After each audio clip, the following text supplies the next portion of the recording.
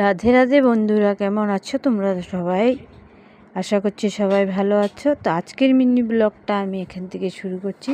সকালে ঘুম থেকে উঠে বাসি সমস্ত কাজ করে মন্দিরে চলে গেছিলাম। কারণ মন্দিরে জগন্নাথের পুজো হচ্ছে, আপনারা সবাই জানেন। তো এখানে গিয়ে সব বাল্যভোগের কাজ টাজ করলাম। বাল্যভোগের প্রসাদ পেয়ে তারপরে বসেছিলাম, বাচ্চাটার সঙ্গে খেলা করছিলাম। তো এখন হচ্ছে দুপুরবেলার ভোগের লাগিয়েছে, ভোগের কীর্তন।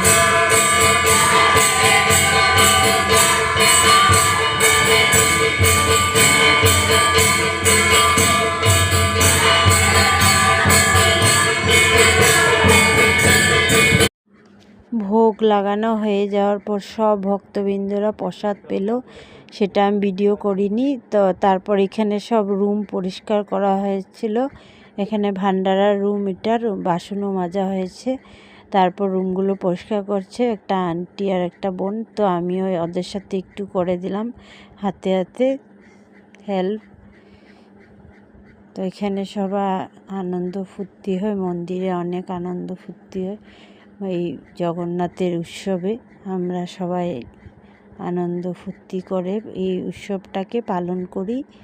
তো এখানে আমি জল ঢেলে ঢেলে দিচ্ছি, আগে পাইপ দিয়ে দিচ্ছিলাম। তো আন্টির শরীরে জল লেগে ভিজে যাচ্ছিল। তো আন্টি বলল কাপড় বালতিটা দিয়ে দিতে, তাহলে কাপড় ভিজবে না। তাই আমি বালতি দিয়ে জলগুলো ঢেলে দিচ্ছিলাম, আর আন্টি ওখানে ঝাড়ু মেরে পরিষ্কার করে দিচ্ছিল।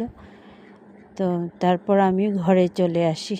ঘরে এসে স্নান করেছি, গরম তো আবার স্নান করলাম। তারপর সন্ধ্যা দিয়েছি, গপুকে ভোগ লাগিয়েছি। বিকালের ভোগ লাগিয়ে ভাত রান্না করে তারপর আবার গিয়েছি মন্দিরে সবজি বানাবার জন্য।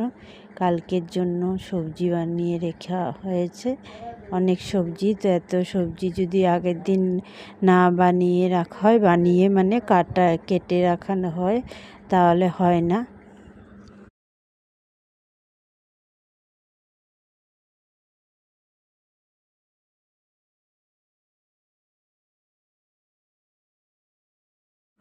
সবজি কাটা হয়ে যাওয়ার পর আমরা সবাই বাড়ির উদ্দেশ্যে রওনা দিয়ে দিয়েছি। তো আজকের মিনি ব্লগটা এখানেই শেষ করব। বাই, রাধে রাধে।